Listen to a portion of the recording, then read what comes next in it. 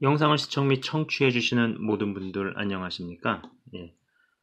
제가 영적 체질 개선, 영적 체질 개선이라는 시리즈를 하면서 이 소설책을 잠시 언급한 적이 있었죠. 예, 어, 여기 이제 이렇게 나옵니다. 터미네이터 라인하고 굉장히 무서운 사람의 얼굴 표정이 나오고 위에 보면 23시 59분 이라는 제목이죠.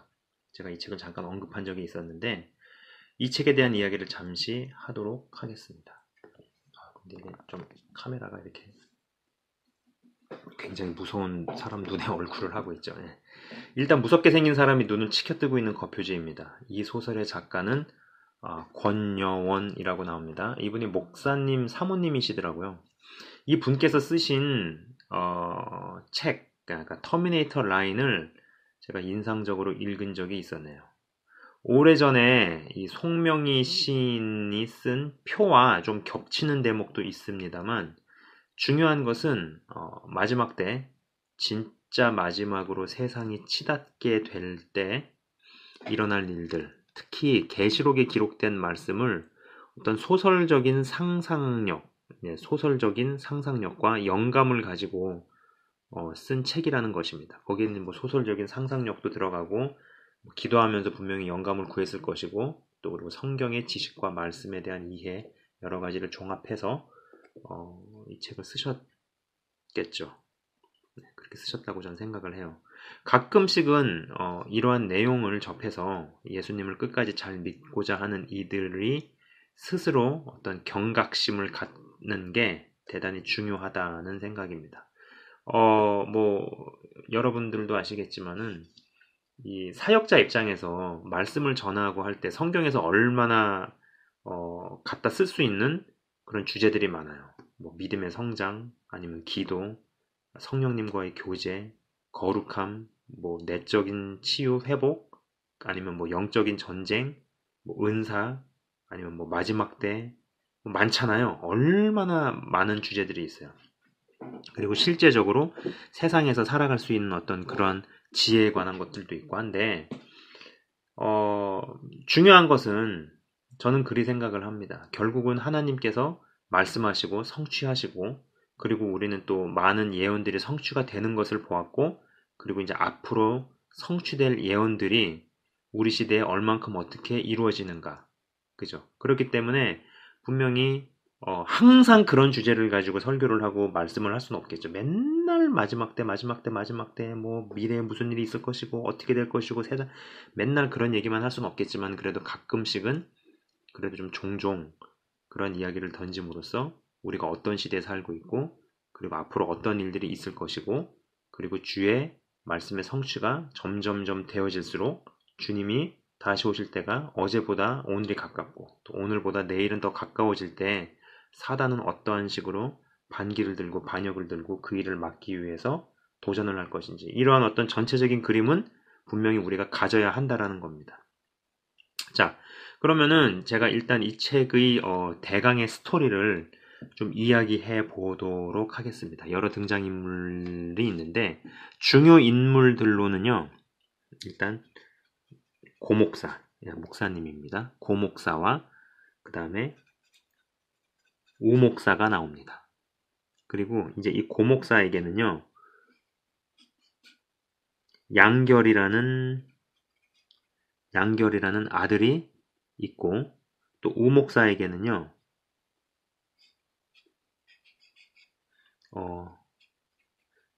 제문이라는 아들과 란제라는 딸이 있습니다. 그리고 이 고목사는요, 목회를 하면서 교회를 일구고 키워오기까지 함께 해온 김목사가 있고, 그 다음에 윤장로가 있습니다.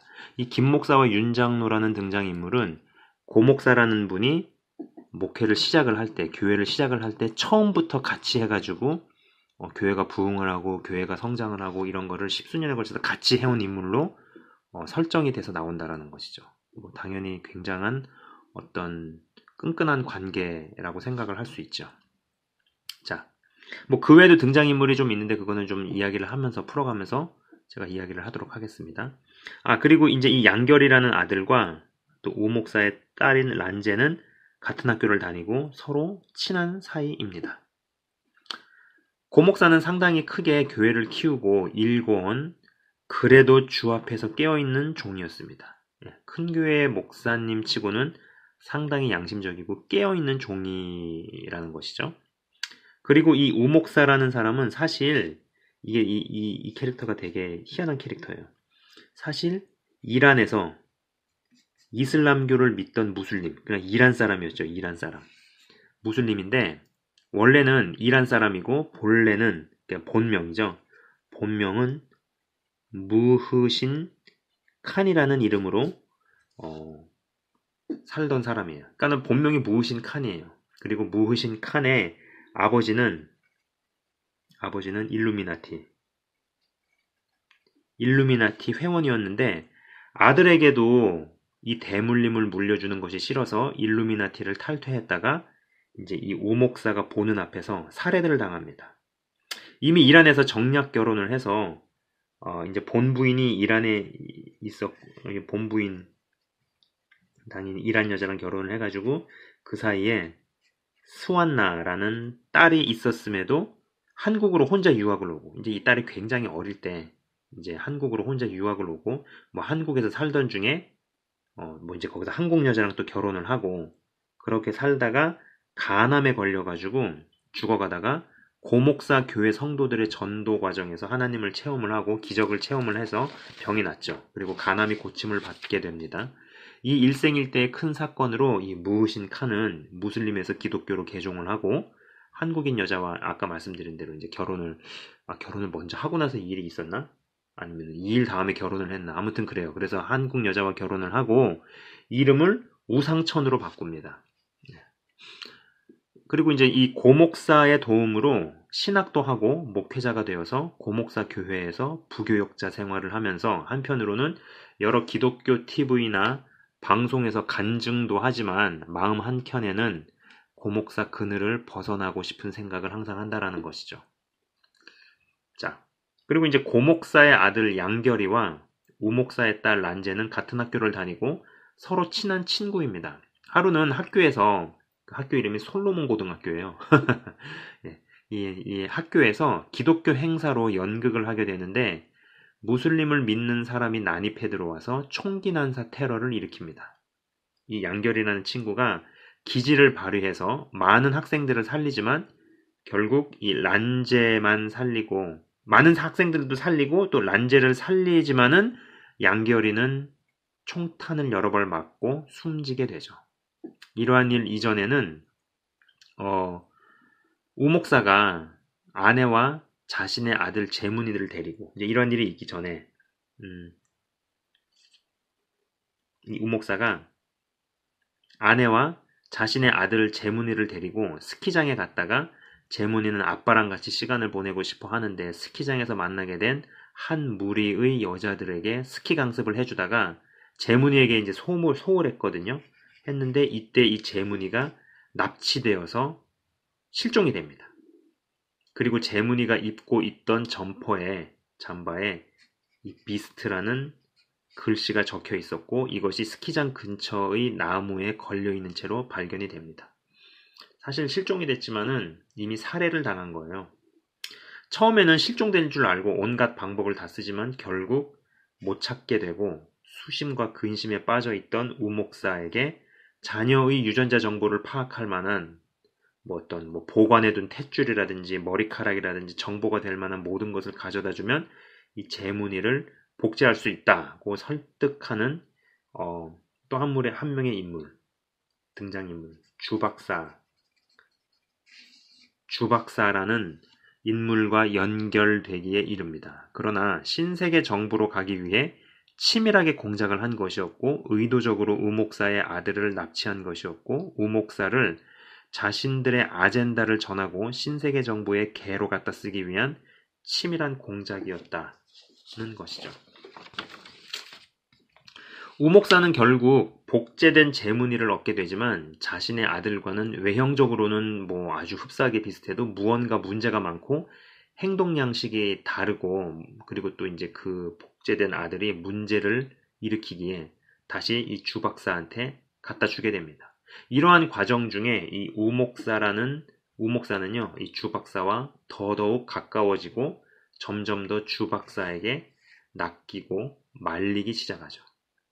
우목사의 속내를 파악한 주박사는요, 이 고목사의 교회를 당신에게 넘겨주겠다고 이야기를 하고 계획된 배우들을 사주해서, 그러니까 그 사주에서 어떤 일을 꾸미냐면요, 어떤 여자 성도가 고목사와 신앙 상담을 받고 있는 중에 여자 성도가 목사에게 사랑 고백을 하면서 막 이제 뭐 옷을 벗으려고 하는 거죠. 노출을 하면서 애정 행각을 하려 하고 이 타이밍에 어떤 남자가 들이닥쳐가지고 목사가 내 아내랑 바람났다고 막 깽판을 치고 그리고 이제 그런 것이 녹화된 광경이 뭐 유튜브로 언론으로 막 퍼지면서 여러 시끌시끌시끌 하다가 결국은 교회가 시끌시끌 하다가 이 고목사가 사임을 하는 쪽으로 결론이 나게 됩니다.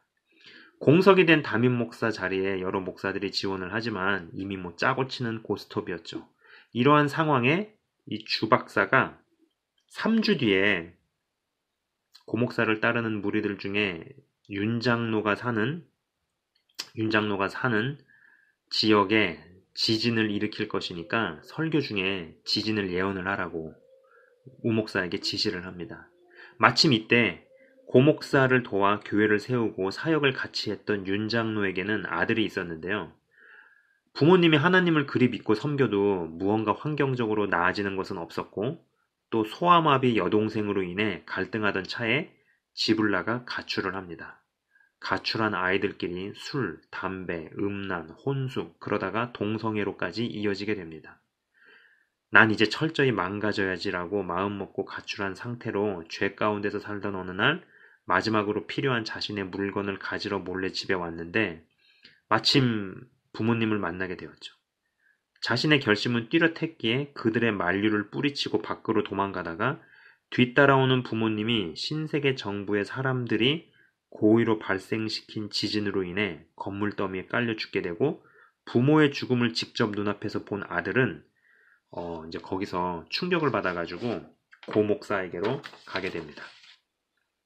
이제 고목사는 그 아들 가출했다가 다시 가출하는 길로 완전 어둠으로 가려고 했던 그 아들이 부모가 이제 건물 더미에 깔려 죽는 걸 봤잖아요. 그래가지고 그 충격 때문에 가출하던 길에도 돌아서가지고 이 고목사한테로 찾아가죠. 그랬더니 이제 고목사가 그 얘기를 듣고 자초지종을 들은 다음에 이런 이야기를 하는 겁니다. 윤 장로는 나와 함께 교회를 일으키고 키운 사람이기에 너는 나에게 자식 같은 존재라고 이야기를 하며 내가 이제 시골의 교회로 뭐 고목사가 이동을 할 때 윤 장로의 아들도 같이 따라가게 됩니다.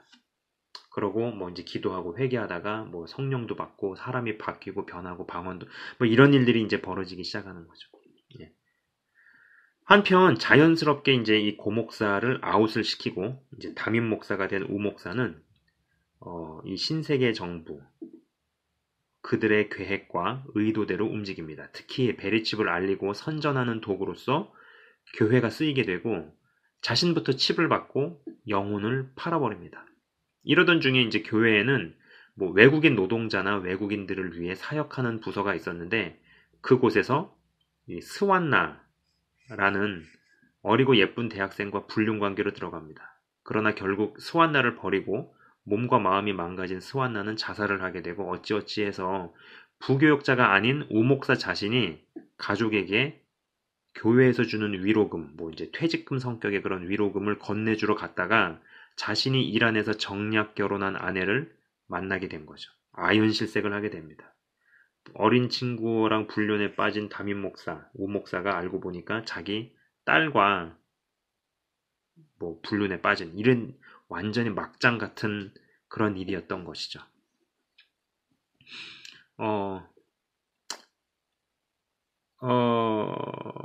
이제 이게 나오는 그 환경이나 배경, 그 시대가 한국을 배경으로 합니다만, 물론 뭐 이제 작가분께서 한국에서 이 글을 쓰셨으니까 뭐 한국을 배경으로 해서 생각을 하셔가지고 쓰셨겠죠.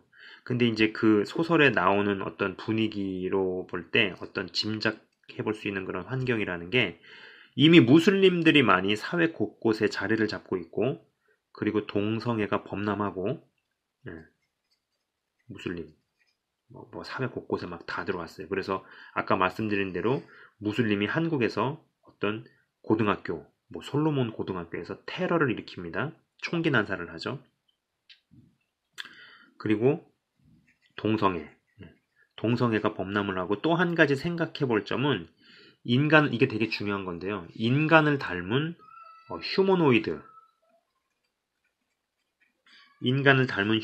상품, 로봇 상품이 판매가 되는 때라는 겁니다. 아까 말씀드린 것처럼 이 제문이라는 아들을 스키장에서 잃었잖아요. 실종됐잖아요. 물론 이제 그것이 신세계 정부가 제대로 노리고 의도적으로 납치해서 죽이고, 그리고 우목사를 자신의 아젠다를 선전하고 설파하는 어떤 도구로 쓰기 위한 아주 치밀한 작전이었는데, 어쨌든 간에 그래서 이제 이 제문이라는 아들을 닮은 어떤 휴머노이드 상품, 그죠? 인간을 닮은 휴머노이드 상품이 판매가 되는 때라는 것이죠. 잠깐 저의 생각이지만, 물론 그리고 이제 제가 항상 몇 번 말씀을 드렸던 제가 예전에 올렸던 영상 인공지능과 믿음이라는 시리즈에서 사람에게 컴퓨터를 이제 집어넣기 전에 먼저 우리가 보게 되는 시대, 경험하게 될 시대는 인간을 굉장히 섬세하게 닮은 로봇들이 활보를 하거나 혹은 팔리거나 하는 시대를 먼저 경험하게 될 거라는 겁니다. 쉽게 얘기해가지고 현존하는 모든 것에 컴퓨터를 집어넣은 다음에 이제 그 다음에 이 시대, 이 산업, 이 어떤 그 붐이 끝나고 날 때쯤에는 이제 이제 마지막 남은 사람에다가 칩을 넣자, 컴퓨터를 넣자, 이렇게 이동해 갈 거라는 것이죠.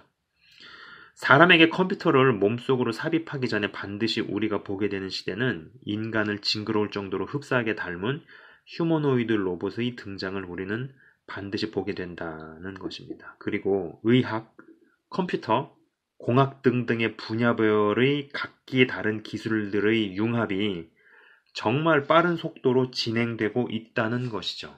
그죠? 이러던 스토리가 이제 쭉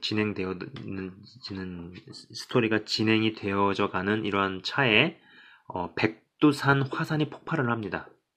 이 사건으로 인해 북한의 문이 열려버립니다. 당연히 정부의 기능을 상실한 북한은 일단 문을 열게 되고, 깨어있는 교회들이 들어가서 먹이고 입히고 또 기도해주고 섬기는데, 여기서 엄청나게 성령의 은사와 능력들이 나타나서 북한의 허다한 무리들이 주님께 나오고 구원을 얻는 대목이 나옵니다. 한편 신세계 정부를 따르는 주 박사는 얼마 전에 러시아를 다녀왔는데 이상하게 이스라엘을 공격하려 했던 군사들이 비행 중에 헛것을 보고 미사일이 작동을 안 했네 어쨌네 말도 안 되는 일들이 벌어져서 자신들의 계획에 차질이 생겼다는 이야기를 합니다. 이러던 차에 휴거가 일어나게 되고 신실한 자들이 휴거돼서 올라가고, 고목사와 몇몇은 충분히 휴거가 될 수 있음에도 휴거의 자격에 합당함에도 불구하고 이 지상에 남아서 끝까지 사명을 감당하는 길로 가게 된다라는 것이죠. 이때부터는 본격적으로 본부 컴퓨터에 시동을 걸고 신호를 보내니 칩을 받은 모든 사람들은 무조건 예수님을 저주하고 욕하기 시작한다는 것입니다. 그리고 칩을 안 받고 예수 믿는 사람들을 사냥하기 시작합니다. 그런데 천사가 도망가는 사람들의 발목을 힘을 주는 일부터 커다란 독수리가 성도를 낚아채서 은밀한 장소에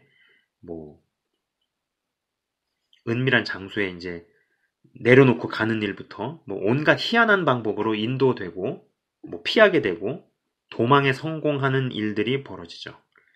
이제는 막판이기에 주 박사는 정체를 다 드러냅니다. 정체를 다 이제 까기 시작하죠. 네가 저번에 먹은 고기는 네 아들 고기였고, 네 아들은 우리가 계획적으로 납치한 것이었고 등등을 다 이야기를 합니다. 후회를 하던 이제 뭐 충격을 받던 우 목사는 이미 늦었죠. 예, 돌이킬 수 없는, 돌아올 수 없는 강을 이미 건너버린 우상천 목사는 뭐 이미 미쳤습니다. 예, 고 목사가 생포되어서 결국 끔찍한 고문을 받게 되는데 우 목사가 고문을 가합니다. 뭐 이미 속을 대로 속아서 자신의 영혼도 지옥으로 갈 수밖에 없는 신세이지만 그래도 잠시 정상으로 돌아왔는지 무기를 들고 이제 이 주 박사를 찔러 죽입니다. 그러나 그래 본들 뭐 이미 늦었죠. 짐승의 표를 받으면 어떠한 이유를 들이대본들 영원한 지옥입니다. 진노의 포도주 잔을 마시게 된다라는 것이죠. 이제 이거는 스토리랑 좀 관련이 없는 이야기인데 뭐 이제 대강 이 정도까지가 이제 대강의 스토리예요. 제가 이 책을 이제 제가 스토리를 대강 이렇게 말씀을 드렸습니다. 그리고 이제 제가 하나 붙이고 싶은 내용은요. 생채칩을 받아도 괜찮다. 뭐 예수님의 피가 그깟 표 하나에 눌릴 만큼 약하겠느냐. 뭐 그깟 표가 예수 그리스도의 공로를 무효로 만들 만큼 강하겠느냐고 이야기하는 뭐 그러한 식으로 이야기를 하시는 분들이 있나 봅니다. 그리고 이 표가 뭐 상징이라고 하는 분도 있죠. 뭐 상징을 가지고 어떻게 매매를 하길래 상징이라고 할까요? 기술의 융합과 발전 그리고 사단이 주님 재림을 완전히 막아서기 위해 최후에 던지는 카드는 결코 쉽게 생각하면 안 된다는 것입니다. 저를 이야기하시는 분들 중에 뭐 꽤 유명하고 알려진 목회자들도 계신데 나중에 뒷감당은 어찌하려는지 진짜 걱정입니다. 저리 잘못 이야기하다가 진짜 저주라도 임하면은 이 우목사가 담임을 했던 그 교회가 베리칩 선전 도구로 쓰이는 그런 장면이 나오거든요. 실제로 그리고 그 교회에 막 이제 신세계 정부를 이루려는 관계자들이 막 들어가가지고 막 예배를 이런 장면도 나와요. 그죠? 그런 것처럼 저렇게 유명세가 있으신 분이 담임을 하시는 저 교회가 베리칩 선전 도구로 쓰일 수도 있지 않겠나. 전 이런 생각까지도 해본다라는 것이죠. 우목사가 결국 저리 이용당하게 되듯이 말입니다. 네. 지금까지 제가 이제 이 대강의 스토리를 말씀을 드렸고요. 그리고 저의 어떤 시각, 그리고 예전에 제가 인공지능과 믿음이라는 시리즈에서 언급한 내용도 잠깐 말씀을 드렸습니다. 세상이 지금 그렇게 가고 있고 분야별로의 어떤 기술의 개발, 그리고 개발된 기술들이 서로 융합을 하고 복합적으로 합쳐지면서 또 다른 어떤 새로운 어떤 것들이 계속 나오는 속도가 너무나 빠르기 때문에 무서운 속도로 진행이 돼가고 있는데 한 가지 분명한 것은 하나님의 말씀은 결국 성취된다라는 것이죠. 그죠? 그리고 그 성취가 되어져 가는 그런 상황 가운데서 우리가 지금 살고 있어요. 물론 주님이 언제 오실지는 아무도 모릅니다만은 한 가지 분명한 것은 어제보다는 오늘이 가깝고 오늘보다 내일이 가깝고 또 내일보다 내일 모레가 가까워지게 되면은 말씀의 성취가 완성이 돼가면서 동시에 사단의 저항은 더 극렬해질 거랍니다. 그리고 극렬해지는 그런 어떤 시점에서 어느 시점에 최후의 모든 것을 쏟아붓는 카드를 던질 거라는 것이죠. 그렇죠? 여기까지 이야기를 하면 될 것 같네요. 뭐 한번 읽어보실 수 있는 분들은 한번 읽어보시는 것도 뭐 나쁘지 않을 것 같아요. 근데 이거 표지가 너무 사람 인상이 이게 너무 무서워가지고 예, 아무튼 여기까지 이야기하고 제가 마치도록 하겠습니다. 지금까지 시청 및 청취해 주셔서 대단히 감사합니다.